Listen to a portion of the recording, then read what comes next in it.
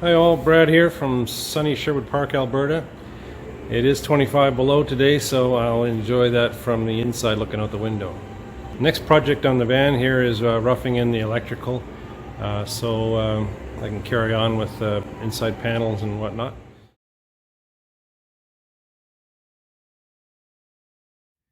So I have a lot of components to put in the trunk on the side wall. So what I did is I laid it out here on the bench and just drew out a diagram for the main components, and of course the smaller wires and the AC won't be that big of a problem to lay out. But you can see that the outline here is basically the end wall of the trunk, so I'll show you in here. We have the inverter in the back.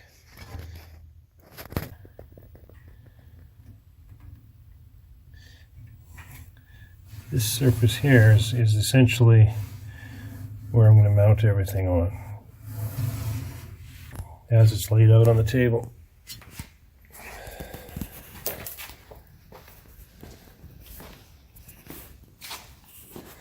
That is the plan.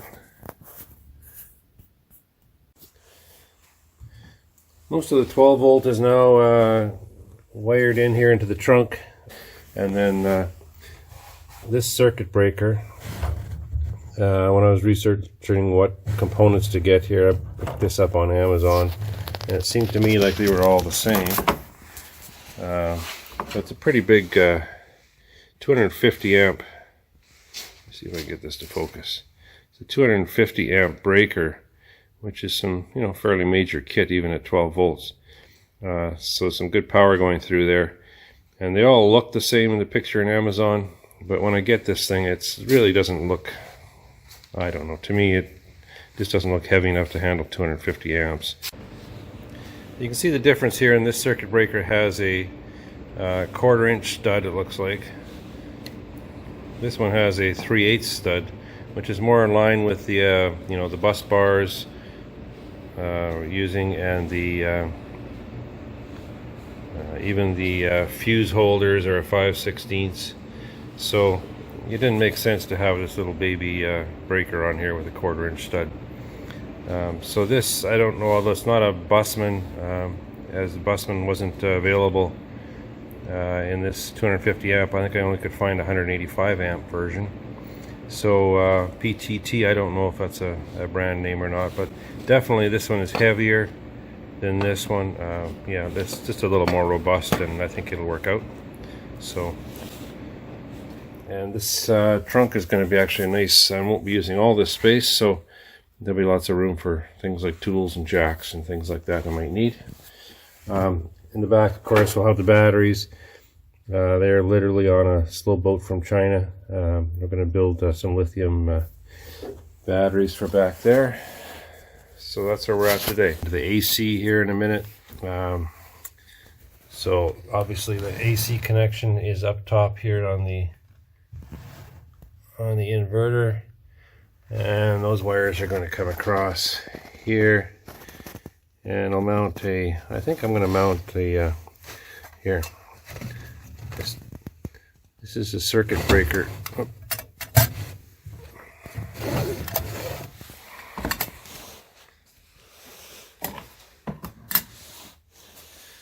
This is a 20 amp circuit breaker. It's mounted in this box. This will be the first stop. The wires, the AC wire coming out of the inverter.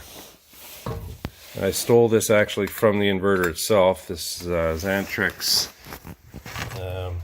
Freedom 2000 or XC 2000, and as an option on this end of the inverter, there's a option to put a GFI receptacle built into it, coming from the Xantrex, and that comes with this 20 amp circuit breaker. And I needed this 20 amp circuit breaker, so not using that receptacle on the other end, I just robbed that out of the case and I put it in this box, so I'll use it in the circuit coming out. So over here we've got, this is the breaker I put in for the 20 amp breaker. I just took out of the housing of the inverter that wasn't being used inside and relocated it there, and then that will come out to the first outlet, which will be a GFI to protect the rest of the circuit. So electrical in the back here is getting close to complete. Got a little hard to film in such a small area. So that's the end wall of the trunk here. I'll see if I can get down here now to show you. That's the inverter on the back wall, or front wall I should say. And that comes across. Everything else here is fairly straightforward, I think. This is coming from the battery. Batteries aren't in yet. Go in the front of the compartment here. So we have positive from the battery, negative from the battery going to the shunt, and then everything else feeds off the shunt there, the negative part of it anyways. Just going over to the inverter. That's just going to ground. This case is welded onto the frame, so that's as good a ground as I'm going to get there. We have a inline fuse here, and that is going on the cable going out. It goes up to the front panel, which is distribution, and disconnect switch here, as well as just some data lines for the control for the inverter, as well as the data line for the control for the Bitron monitor. So all of that comes, you can see in the back corner here, with all these cable glands here. The wires all come out. There's a couple of just extra wires here. One will be for the battery heating pads, and I'll still have to bring a pair in here for the temperature monitoring. And so those just go through. This is the wires coming out of the back of the trunk here. As you can see from the outside, down in the corner they were coming out. This is where they emerge to the outside. Just kind of find a small little hole here through the trailer hitch, and then they scoot up here. Let me see if I can get around here, and then they go up into the back up into the cabin, and then they come out in the back of the van here. Wires coming up in behind the heater air conditioner, as you can see here. They'll go along the wall up to the front, and then we'll place a box up there. I'll show you how that's going to work. Okay, so the cable's coming up from the back. I'm going to go up to the front here. I want to put the control panel in this area.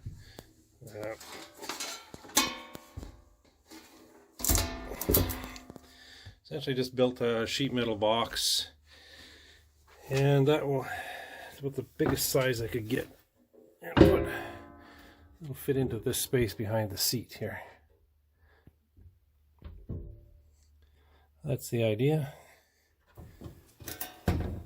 So here's our what I'm going to call a distribution box and panel. So in here we'll have the battery to battery charger, and solar charger has input as well. So that's going to fit in here. It's going to be a lot going into this box. We'll have a couple of fuses. One will be in line from the solar panels, and one will be in line going out to the or in, however you want to look at it, from the vehicle battery, and as well as the DC distribution fuse box will go on the back wall of this. Okay, they have the holes in here now. These will be the input and output. Put them right in the back of the box, because that'll be behind the panel. On this end here we have the ventilation holes. They'll be in front of the panel. The panel will be sitting somewhere around here, I suppose. And then again, some outlets there. Just ground this off for the ground. Ground it for the ground. And yeah, so that'll go like that. Stand that up. Door Not proud of these welds, but I think they'll do the trick. Just welded the aluminum so that I didn't want to have any fasteners coming through the face here, so that'll go on there like that. Pop rivets into those holes. Okay. That'll be the idea, like that. So next up, some assembly required. Put this bracket here so that panel will sit in here firmly. That's well anchored. I just plumbed that straight down using a laser from this point, which there will be a rail sitting on here that will run the full length of the van. So I'm going to hopefully plumb down from that area all along the bottoms inside here, and hopefully that will work out. Let's try to fit that box.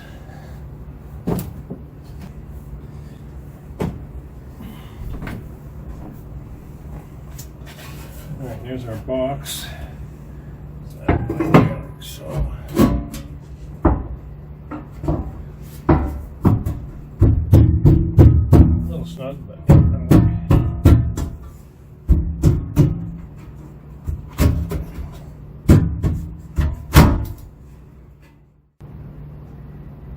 the box hits this back rib here, and that's kind of going to determine how far out it's going to sit.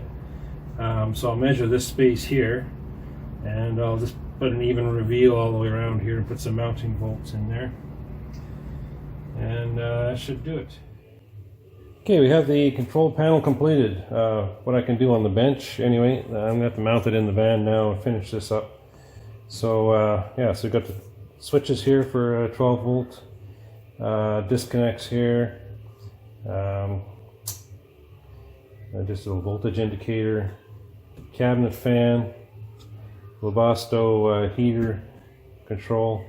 It's just a homemade tank level monitor for the block tank, and the control for the inverter. This is Inkbird temperature controller I'm going to use for going to use that for some heaters I'm going to have under the battery packs. They're going to be lithium battery packs, which of course can't be charged if they're too cold. So I'll put some motorcycle grip heaters, heating pads underneath the batteries, and this will control that. So inside, as you can see, is fairly tight for room. Here we have a combination DC-DC charger, as well as the input from the solar panels. I modified that a little bit. I put a snap disc thermal switch in. I just kind of drilled a hole in the case here. I had to take the guts out and make some room. And so the snap disc pickup is on the inside of this case. So if this gets hot, this actually will control the panel fan. Got the DC distribution block there. There'll be the fuses going in here. One half of that circuit going up to the switches is done, so this all comes up into the 12 volt switches.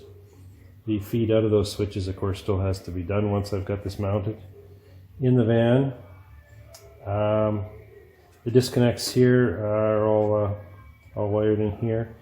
We've got a disconnect for the solar, and the vehicle battery, and the of course a battery, coach battery I guess we'll call it. This is the back end of the Webasto thermostat control, the back end of the little level monitor which I've built. So that has the leads that are going to have to be put into that yet after this gets mounted into the van. So the next step here is to mount this in the van and tidy up these cables. Of course I can't really do that until I finish getting all the cables in here. More to come. So yeah, it's going to be a full box. A couple of magnetic catches just glued onto the case, VHB tape. And yeah, so that's... So the wiring is complete now from the back, coming up from the trunk. Got everything in place. And the next items are going to be bringing, wiring in the actual distribution for the 12 volt, you know, for the various fan and lights and outlets and plug-ins, that sort of thing. So I can't really do that until I've kind of gone a little farther on the actual interior build. So I'm going to get involved in that now, and then come back to the wiring, because then I'll know where to route the wires exactly as far as where they're going to fit into the to the build. So I came up with a scheme in my mind anyways of how I'm going to go ahead with the paneling and roof, etc. This, I am planning to put a high top roof on this, so that's coming up down the road. At this point though, I wanted to make sure that I had all the paneling and whatnot decided on before I run all the electrical. And so I've done that, and the roughing is pretty well done now, so I'll just show you around and see what we did.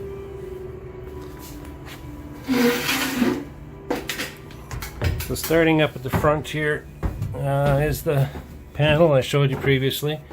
That's in place, and the wires and stuff are brought into it. All the circuits are in place, going to their appropriate locations. I used 14 gauge called parallel bonded wire, so the negative and positive go with each circuit, and then negative returns back to the panel to get grounded, which I like better than grounding to the frame. So that's in place. All these tails you can see are out. Each one now is in the place it's going to be mounted. This portion of the van here will get a rail, basically a brake metal shape or a sheet metal shape that will come straight back down and in, and then it'll have a angle down and in line with this face here, because this is the face of all the panels that will be going down the side of the van. So inside of that track there'll be quite a lot of room that I'll be able to mount devices like the receptacles. We've got the AC coming here. There'll be a plug here, a plug up at this location, which will be maybe for a TV. On either side of the back door there'll be an AC plug, and as well as one here which will have AC plug as well as USB charging plugs on them. And that's the entirety of the AC circuit. 12 volt. You have valence lights. It'll be a similar brake shape or metal shape that comes along in the bottom here and returns back, again giving me some space in here. So I'll be mounting valence lights. Again, that electrical plug for the TV, and that's on both sides as well.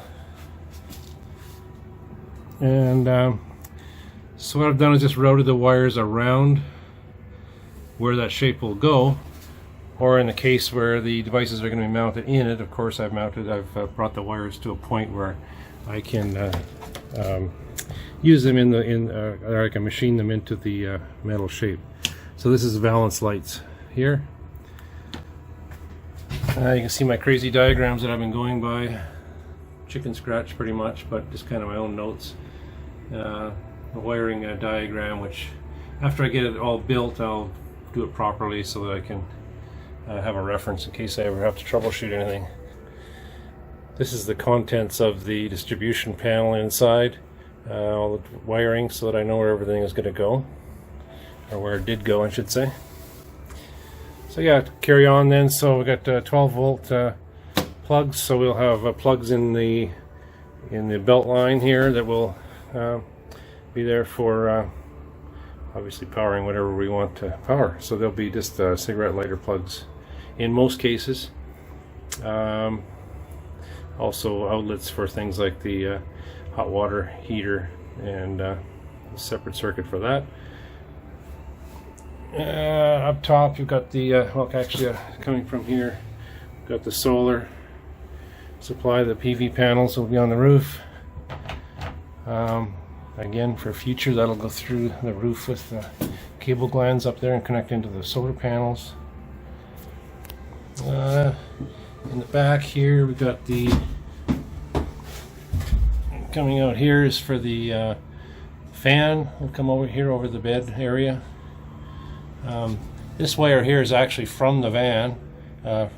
This was powering the headliner basically, so it has the wiring in there for the controls for the rear heater, air conditioning, as well as the lighting. So I'm going to tie into that so that I'll have separate lights back here for that can be controlled still from the dash. So from there we've got yeah, this is valance wiring, valance lighting again, coming down here in the bottom. This will be for fridge, and also the water pump will be mounted in this area of the van, so need access for power to those. This wire here from stock was mounted on top of these surfaces, just clipped onto the sheet metal, again on the inside of the halo, around the outside of the door, around the inside of the door opening. So it was really in the way, so I rerouted that inside of the sheet metal so that I can have an easier job of putting panels on these surfaces. So along with that is you see the AC line coming through back here, tied into that, tie in here, and then this column here will really be all the switches. Get back here a bit.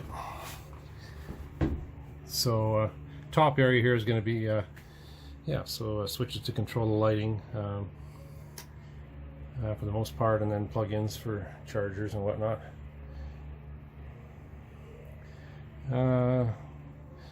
Lots of wires coming here. Is power for an awning. Power here for this will be overhead lights, so there'll also be a switch in this panel that will control overhead lighting.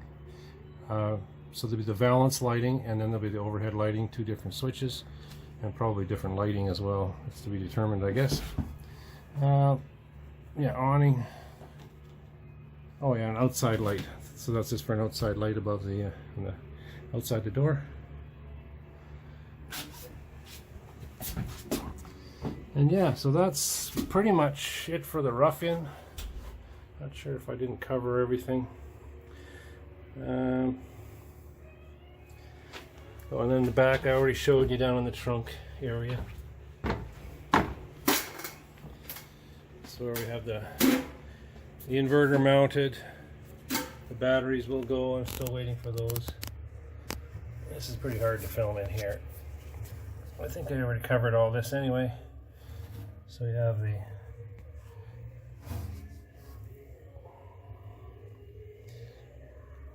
inverter, various connections there, disconnects, and the battery area. I guess one other thing I haven't showed you is the shore power. So shore power I'm going to bring in from here. So I just added another holder for the setup for the trailer hookups. I actually added it here, and it looks pretty nice. It looks like it kind of blends in with what's going on. I didn't really want to put a hole in the side of the van, so that worked out pretty well. Don't look at those welds.